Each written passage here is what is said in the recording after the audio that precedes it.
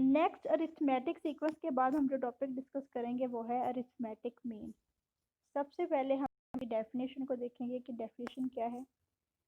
The terms mean between any two non consecutive term on A arithmetic sequence.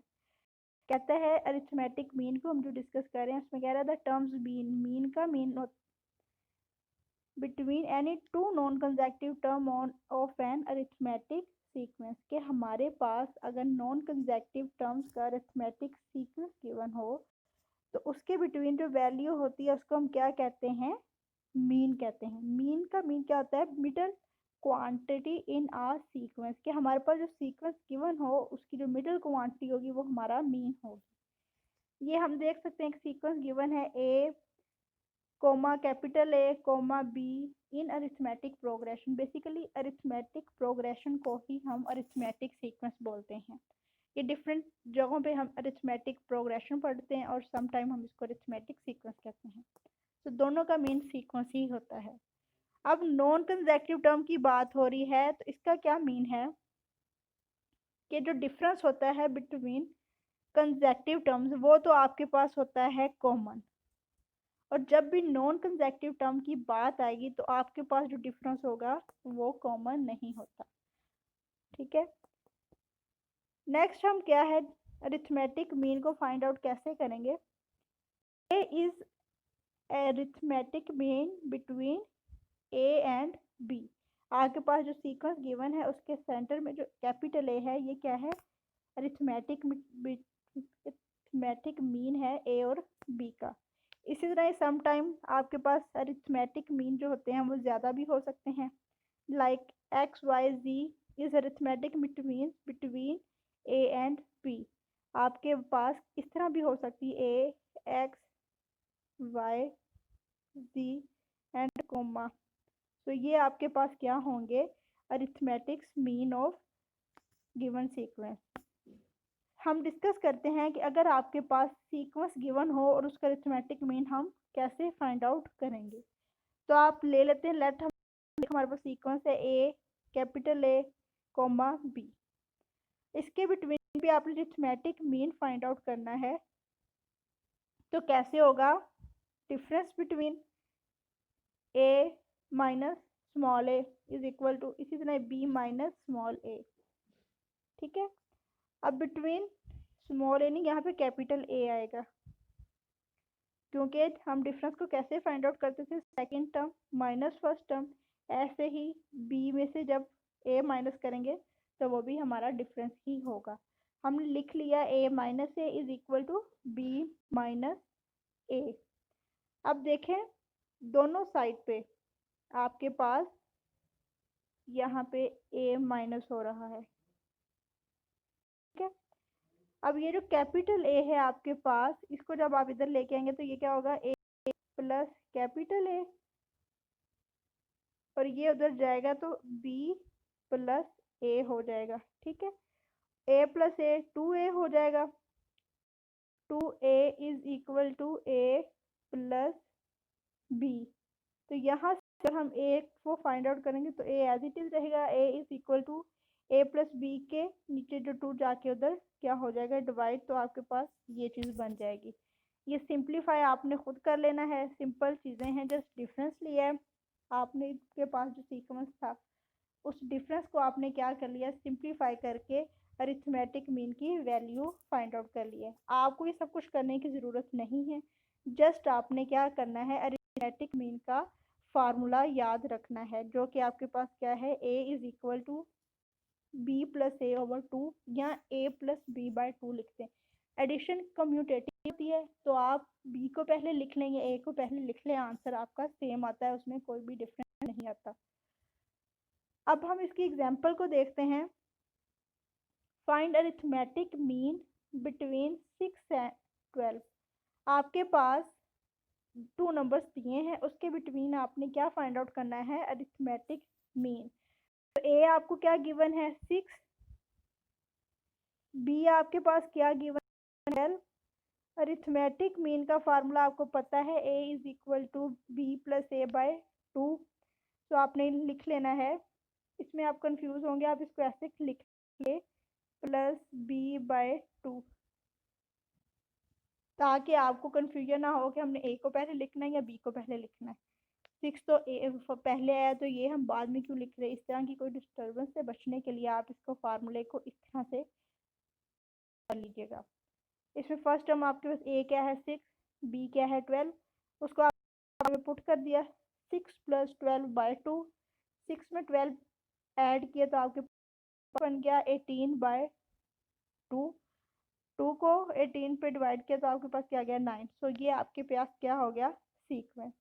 6 and 12 के between arithmetic mean क्या है 9, तो वो आपने लिख लिया।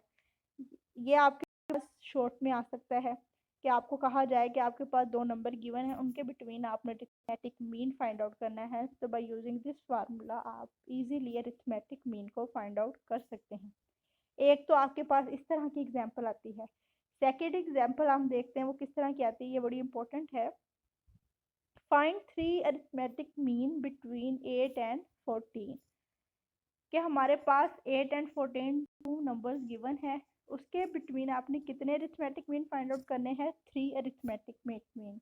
तो सबसे पहले हम इसको सीक्वेंस फॉर्म में लिख लेंगे 8 और 14। अब अरिथमेटिक मीन को हम ए से डिनोट कर रहे हैं, तो क्या 3 फाइंड आउट करने, सो A1 A2 और A3 3 अरिथमेटिक मीन बिटवीन हमने 8 एंड 14 राइट कर लिए। अब हमने पढ़ा था कि अगर हमें जनरल कहा जाए फार्मूला ऑफ सीक्वेंस, तो ये फार्मूला हमने पढ़ा था। अब यहाँ से क्या फाइंड आउट करेंगे, डी फाइंड आउट करेंगे, क्योंकि हमारे पास गिवन है A1 आपके पास क्या है 8, AN भी गिवन है। एन का क्या होता है एन टर्म, इसमें आपके पास कितनी टर्म है 8 वन टर्म है, A1 सेकेंड टर्म है, A2 थर्ड टर्म है, A3 फोर्थ टर्म है एंड A5 फिफ्थ टर्म है। ठीक है, तो यहाँ पे एन आपके पास कितने हैं 5 है, और A5 टर्म आपका क्या है 14। ठीक है, ये हो गया आपके पास नंबर। तो यहाँ से आपने क्या फाइंड आउट करना है, अरिथमेटिक मीन कौन कौन से A1 A2 and A3 find out करने हैं। अब आपके पास जनरल फार्मूला ये गिवन है, तो इसमें आप n कितने हैं 5।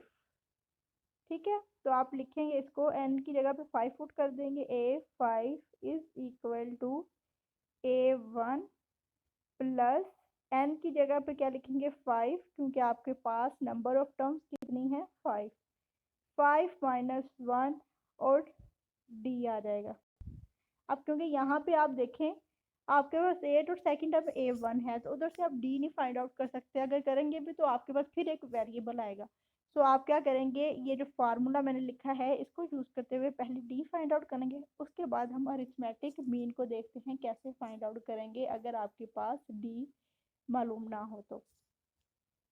अब देखें फिफ्थ टर्म आपके पास क्या है 14, तो A5 की जगह आपने 14 लिख दिया, इज इक्वल टू A1 क्या है 8, उसकी जगह में 8 लिख दिया, प्लस 5 माइनस 1 और D।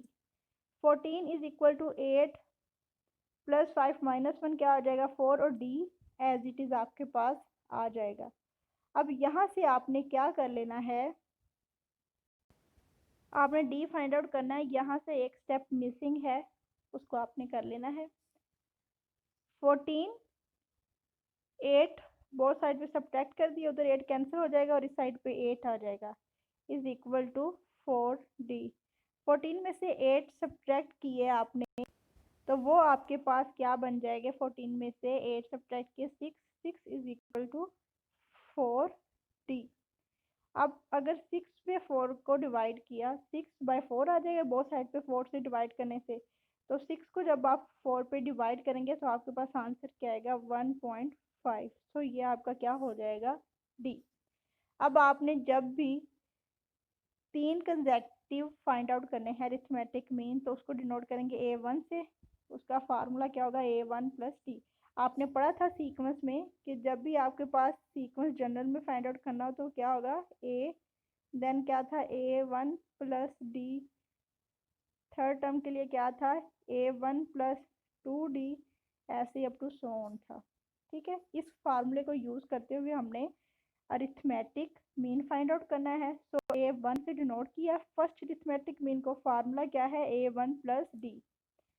A1 आपके पास क्या है 8, सो A1 की जगह पे 8 लिख दिया, प्लस डी आपने फाइंड आउट कर लिया है 1.5। 8 में 1.5 ऐड किया, आंसर क्या आ गया 9.5। ऐसे ही A2 किसके इक्वल है, A1 प्लस 2D। तो A1 8 आ गया, 2 एज इट इज, और डी 1.5 है। जब 1.5 को 2 से मल्टीप्लाई किया, आंसर 3 आ जाएगा। इसको आप कैलकुलेटर से चेक भी कर सकते हैं।